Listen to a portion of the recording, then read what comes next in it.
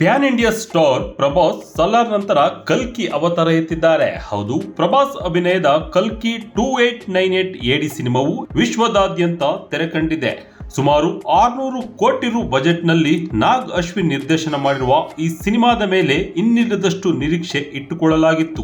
ಚಿತ್ರದ ಬಗ್ಗೆ ಒಂದಷ್ಟು ಮಿಶ್ರ ಪ್ರತಿಕ್ರಿಯೆಗಳು ಕೇಳಿಬಂದರೂ ಚಿತ್ರದ ಮೇಕಿಂಗ್ ಮತ್ತು ಕಲಾವಿದರ ನಟನೆಗೆ ಪ್ರೇಕ್ಷಕರಿಂದ ಬಹುಪರಾಕ್ ಸಿಕ್ಕಿದೆ.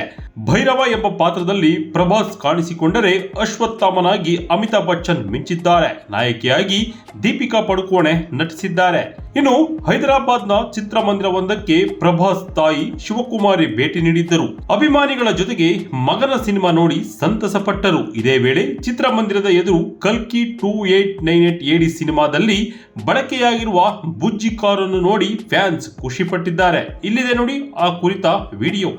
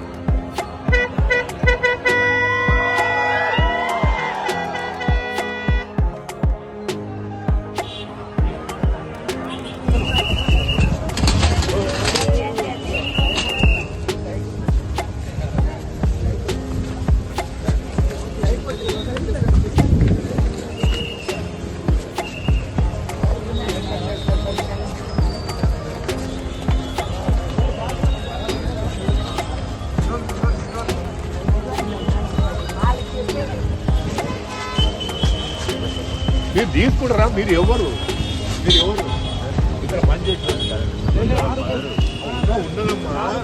అక్కడ కారు పోదు. అరే కారు పోదండి, మొత్తం జామ్ అయిపోయింది.